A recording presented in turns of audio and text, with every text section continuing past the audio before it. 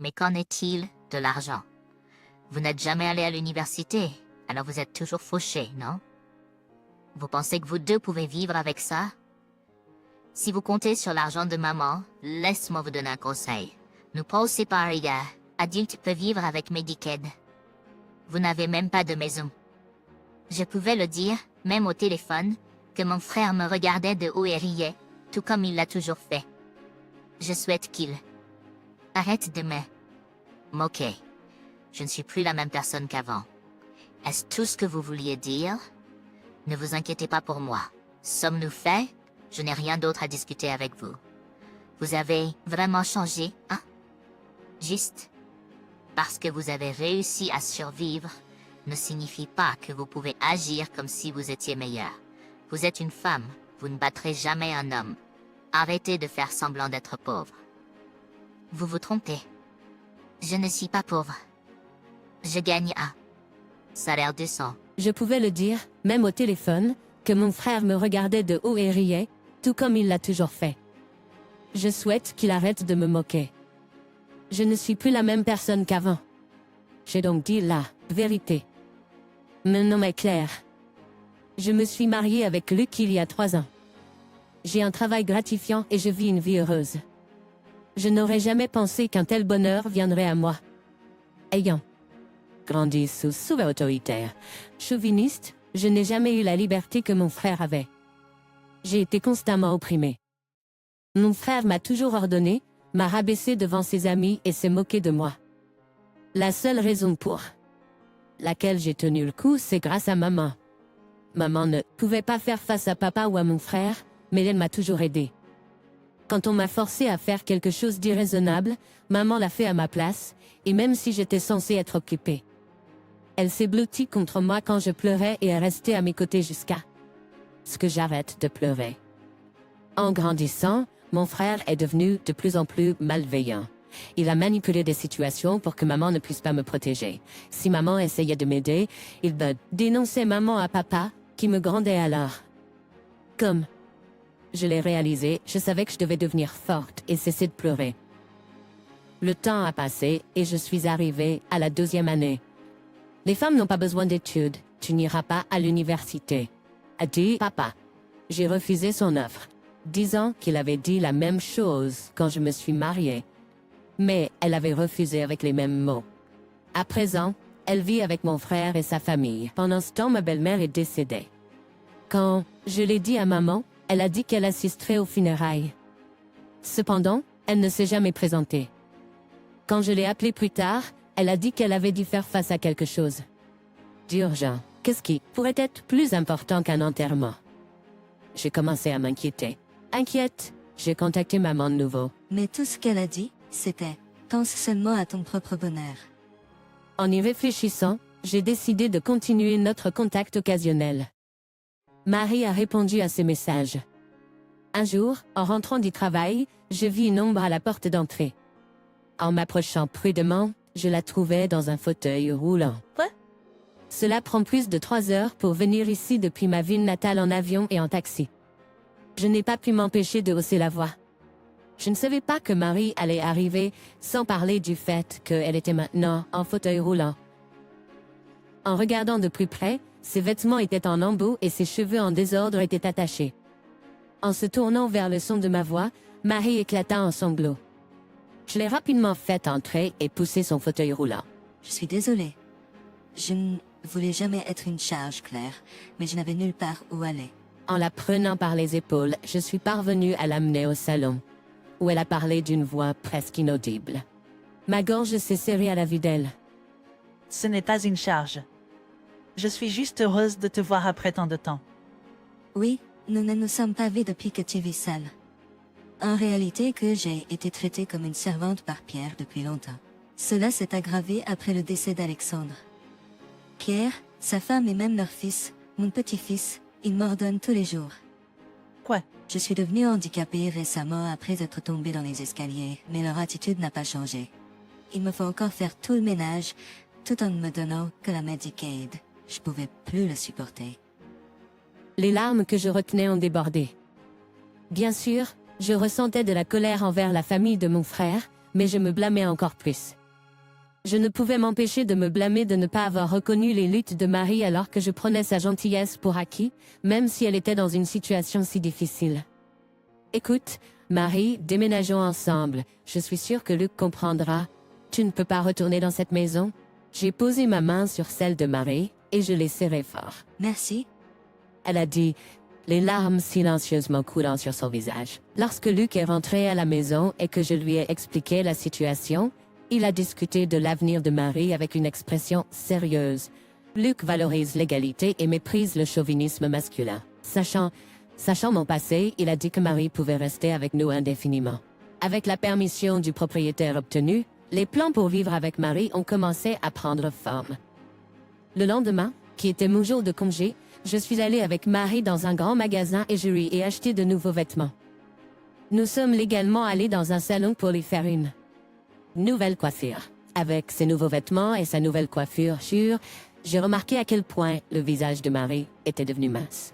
J'étais trop concentrée sur ses vêtements déchirés et ses cheveux emmêlés pour m'en apercevoir avant. Je lui ai demandé ce qu'elle voulait manger et elle a répondu timidement « pudding ». J'étais en train de discuter avec Luc de l'organisation d'une fête de bienvenue pour Marie quand le téléphone de Marie a sonné. Dès qu'elle a vu l'écran, son visage s'est crispé. Je savais tout de suite que c'était mon frère qui appelait. Tu n'es pas obligé de répondre. J'ai dit, mais Marie a appuyé sur le bouton de réponse, son visage marqué par l'angoisse, probablement parce qu'elle n'avait jamais désobéi à mon frère auparavant. J'ai entendu la voix brutale de mon frère, que je n'avais pas entendue depuis des années. Où es-tu? Pourquoi n'es-tu pas rentré? Le linge s'accumule. Nous mangeons au restaurant tous les jours. Si tu n'es pas là, nous ne recevrons pas l'argent de Medicaid. Reviens maintenant. Commence par le nettoyage. Il a crié et a raccroché. Entendre la voix de mon frère à nouveau ne m'a pas apporté de nostalgie. J'étais rempli de colère. Mes regrets du passé se transformaient en rage. J'étais différent maintenant. Tout comme Marie m'avait aidé dans le passé, c'était à mon tour de l'aider. J'ai appelé mon frère immédiatement. C'est clair. Marie est avec moi. Elle n'a pas l'intention de retourner vers toi. Elle va vivre avec nous à partir de maintenant. Arrête de compter sur Marie. Bien que je l'ai dit sous le coup de la colère, mon cœur battait à tout rompre de l'excitation de mon premier acte de rébellion. Je l'ai fait. J'ai ressenti un sentiment d'accomplissement, comme si je m'étais débarrassée de mon passé. Mais mon frère a juste ricané. Claire, hein? Tu es donc vivante. Tu penses pouvoir subvenir aux besoins de Marie toute seule? As-tu la moindre idée du coût que cela représente pour subvenir aux besoins d'une personne? J'ai toujours subvenu aux besoins de Marie. C'est elle qui dépendait de moi, pas l'inverse. Menteur. Tu venais juste de dire quelque chose à propos de Medicaid. Tu étais en train de prendre de l'argent et tu faisais toujours faire tous les travaux ménagers à Marie. Quoi? Tu en veux aussi à l'argent de Marie? Au moment même où je m'apprêtais à réfuter les paroles de mon frère, il a dit quelque chose d'entièrement inattendu. Tu as un problème? Alors tu t'occupes de Marie. Vraiment? Tu es d'accord avec ça? Ouais, je vais bien. Elle est en fauteuil roulant et plus vraiment utile. Donc c'est un soulagement pour moi aussi. Haha. Je m'attendais à ce que mon frère insiste davantage pour que Marie rentre à la maison, alors je me suis sentie soudainement soulagée. Il pense probablement que je peux pas me permettre de m'occuper de Marie. Mais comment vas-tu gérer les finances? Tu n'as même pas été à l'université. Alors tu es toujours fauché, non? Tu penses pouvoir vivre avec Marie grâce à Medicaid? Ne rêve même pas, surtout quand tu n'as même pas de maison. Même au téléphone, je pouvais dire qu'il me regardait de haut et riait, comme il le faisait autrefois. J'aimerais qu'il arrête de me minimiser. Je ne suis plus la même personne qu'avant. C'est tout ce que tu voulais dire? Pas besoin de s'inquiéter. Alors, peut-on en finir? Je n'ai rien de plus à discuter avec toi. Tu as vraiment changé, hein? Tu ne fais pas le malin. Maintenant tu es un raté et tu ne me battras jamais, un homme. Tu te trompes, je ne suis pas pauvre. Je gagne un salaire décent. Quoi? Mon frère avait l'air abasourdi. Je décidai de lui dire la vérité. Je travaille dur depuis et je suis maintenant un chef de zone. Mon salaire est assez bon et je peux subvenir aux besoins de Marie sans prendre d'argent. C'est compréhensible. Il m'a méprisé pendant si longtemps. Et maintenant, je réussis bien. Sais-tu seulement ce que cela signifie d'ajouter un adulte au ménage? Il te faudra une autre chambre, un autre lit, Marie a des affaires, et elle aura besoin de vêtements aussi. La facture alimentaire doublera. Tu en sais beaucoup. Pour quelqu'un qui ne lève pas le petit doigt à la maison. Je suis bien au courant de ça. Pas besoin de me le dire. Ne t'attends pas à ce que je paye pour l'expédition des affaires de ma mère. Si tu veux payer pour cela, je peux l'envoyer, mais tu devras payer un supplément pour la peine de l'emballer. Pas besoin. J'ai déjà acheté de nouvelles choses pour ma mère. Quoi? J'entends mon frère reprendre son souffle. Il semble enfin commencer à comprendre. Donc, ce que tu as dit tout à l'heure est vrai. Pourquoi mentirais-je? Les gens apprécient le travail acharné, que vous ayez un diplôme ou non. Et toi? Tu as un diplôme, mais tu ne peux pas y arriver sans l'argent de maman. Exactement les appréciés de ce sacrifice. Mon mari me préparait en enfant. Ce n'est pas vrai. Maman a proposé, alors je l'ai juste pris. Mon frère est tout simplement ridicule, donc il n'y a pas de problème si maman vit avec moi, n'est-ce pas? Tu peux gérer sans son argent? Peu m'importe, mais tu auras du mal. Tu vis dans un appartement de location destiné à une personne, n'est-ce pas? Tu devras déménager, et ce sera plus cher. Même si tu dis que tu as de l'argent en main, plus, ce sera impossible pour toi. C'est mieux pour maman de vivre avec nous. Mon frère dit cela, mais il est évident qu'il vise l'argent de maman. Il fait des remarques comme s'il réfléchissait pour mon bien. Je ne peux pas prendre ces mots pour argent comptant. Je n'arrive pas à y croire, tu veux juste l'argent de maman. Ce n'est pas vrai. Je suis juste inquiet pour toi. Inquiet? Ne me fais pas rire. Tu m'as opprimé pendant des années, et maintenant tu es préoccupé? Je suis mariée, j'ai construit une maison, et je vis heureuse. Mon mari est le fils du PDG de la entreprise pour laquelle je travaille. Je peux facilement soutenir maman. Je n'ai pas besoin de tes inquiétudes. Comme je le dis, maman tapote mon bras. Je regarde maman et elle hoche la tête. Je lui tends le téléphone. Comme Claire l'a dit, j'ai décidé de vivre avec elle. Je ne reviendrai pas dans cette maison. De plus, j'ai décidé de la vendre. La voix surprise de mon frère est assez forte pour être entendue de loin. Cette maison m'appartient après le décès d'Alexander. Je n'y vivrai plus, alors je la vends. Vous devez tous déménager. C'est maman, c'est tellement égoïste. Alors que mon frère élève la voix avec désespoir, j'entends une voix de femme de l'autre côté du téléphone.